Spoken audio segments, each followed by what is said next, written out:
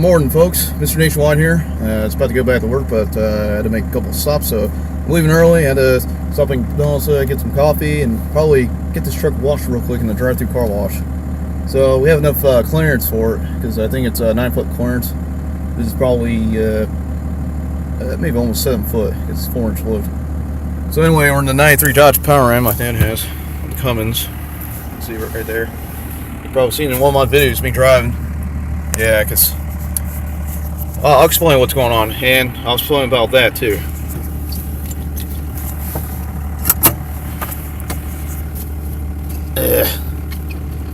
Clutch kind of feels weird though, kind of odd. All right, and away we go. Don't even need gas going up the hill in first gear.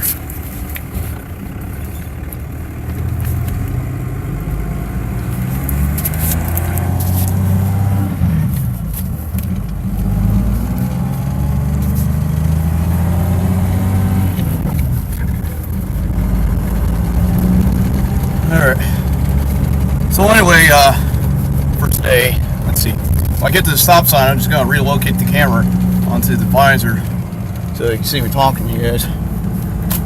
Yeah. So anyway, I was going to show you something real quick. That Silverado right there, yeah, a friend of mine lives in this house. That was his truck. He just bought that back because he sold to a friend of his, and his friend just lost his job, couldn't make the payments on it, so my friend just bought back. Had a couple things, the bull bar and that those LED lights go across the cab, which looks nice. And then he already sold it. Yeah, he's gonna have somebody to pick it up anytime today.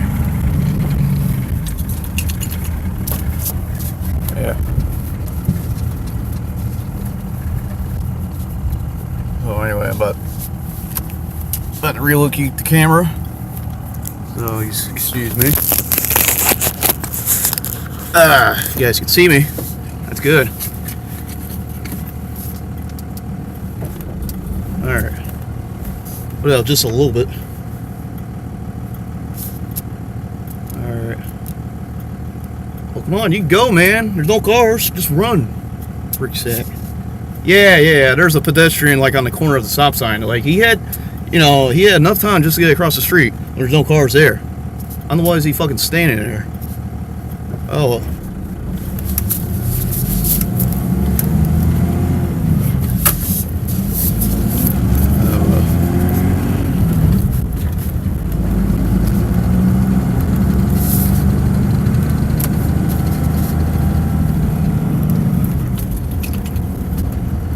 Okay, at least it's free.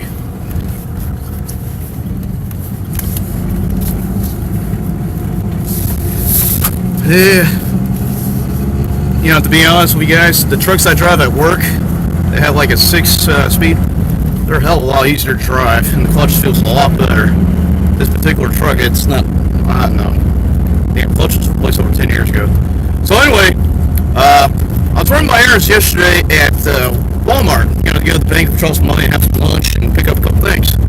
So I was driving my mom's Buick Park Avenue, yeah, because I had to wait until she gets off work so I could drive it.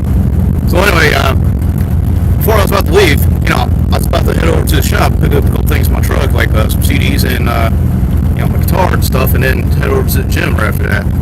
Well, the damn car won't start. I thought maybe the battery was going dead, and so there's this black couple in a 97 Chevy Tahoe were nice enough to jump start, and then the lady said, "You think maybe it's on there? On there? I don't think so. I think it's something else." And then me and the dude over there discovered that there's lots of grease leaking from the CV joint boot. Yeah, so and he said, "Oh, that looks horrible. When's the last time he's boosted it?" I said, "I don't know. My parents had this car for a long time with 100,000 miles on it, and it should be a good time to change them out." Yeah, their Tahoe had a lot of miles, more than my truck, but yeah, at least they're curious enough, you know, to help me in that time of need I need it. So the problem, well, when I got the tow truck coming in, the tow truck driver said something that lumps of grease leaking from the CV joint boot goes onto the starter, and then with dust building up, causing the starter not to start, and it's just a little click, because, you know, I hear the fuel pump going and a couple other things going, So the battery wasn't completely dead, it just started going bad. So I had to have it towed to the shop to get a new CV joint boot and maybe a new starter and bypass a security thing that had like a little chip on the ignition key. Yeah, so wow, my dad's gonna take care of that because it's not my fault the car's like that. Because I already had my truck in the shop, I had to take a loan out, so I had to give him the money to go pick up my truck so he could drop it off at my job and then take his truck home. Yeah, so he's gonna leave the key according to one of my supervisors or whoever at the service desk at work. Yeah. So, this is just like big problems we have in 2015. I was about to explain why the radio's missing in this truck. The radio's like old, because it's a 93. And somehow it straightened out the battery. So the battery's going dead. So, luckily we didn't have to replace the battery. But, like I said, Buddy Van Do on Facebook, about Dodges. I said, yeah, I had to help a Dodge owner put together his dash bezel, and it was a pain in the ass to do. Yeah.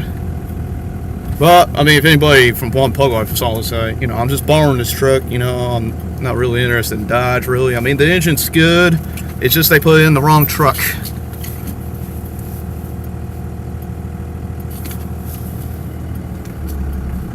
Alright.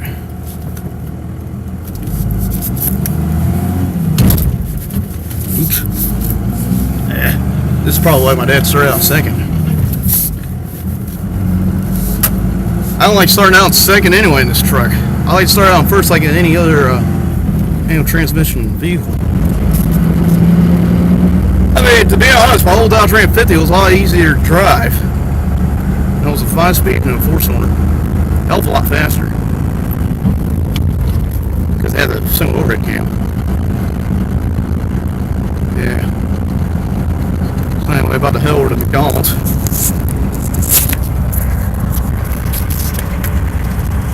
Yeah.